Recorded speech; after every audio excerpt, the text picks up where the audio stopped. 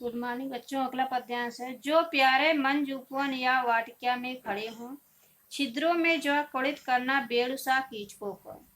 कोड़ित माने ध्वनित, बेड़ु माने बंसी के सामान, कीचको माने बांसों को। हो यूं होवेगी सूरत उनको सर्व गोपांगना। सर्व माने सभी, गोपांगना माने ग्वाल बालों की। जो है वंशी श्रवण रुच, श्रवण रुच माने सुनने में आनंद लेना। दीर्घ उत्कंठ, उत्कंठ माने व्यग्र होकर। तो राधिका पवन को संबोधित करते हुए कहती हैं, हे पवन, यदि मेरे प्रीतम भगवान श्री कृष्ण किसी सुंदर उपवन या बगीचे में हो तो आप बांसों के छेदों में जाकर उन्हें बांसुरी के सामान बजाना। यह गुण आप में है, आप बांसुरी के सामान उसे बजा सकती हैं। यूं होवेगी सूरत उनको सर्व गोपांगना की।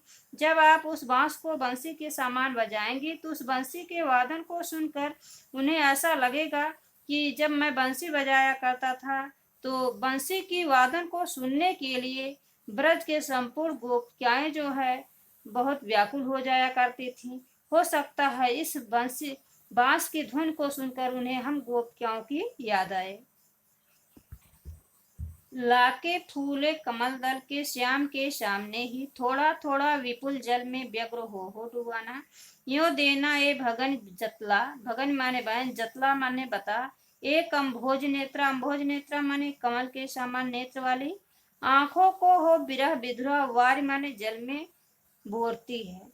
तो राधिका पवन को संबोधित करते हुए कहती, लाके फूले कमल दल को श्याम के सामने ही। हे पवन, प्रिय के सामने एक खिले हुए कमल पुष्प को लाकर व्याकुलता के साथ थोड़ा थोड़ा विपुल जल में व्यग्र हो डुबाना, थोड़ा थोड़ा जल में डुबाना। हे बहन, यो देना भगिन जतला एक अम्भोज नेत्रा।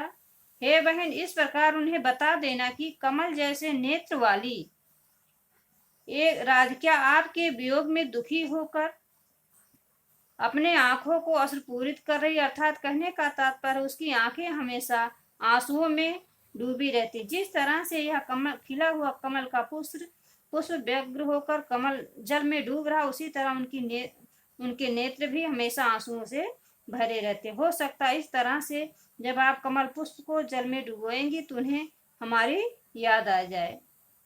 तो बच्चों, काव्य का सौंदर्य, राधिका ने संकेत के माध्यम से श्री कृष्ण को संदेश पहुंचाने का काम किया है। भाषा खड़ी बोली है, अलंकार उपमा का प्रयोग किया गया है, रस वियोग श्रृंगार है, शब्द सत्याध्या है, गुण प्रसाद है, चंद मंद्रा कांता है। तो प्रश्न अभ्यास के प्रश्न बनेंगे।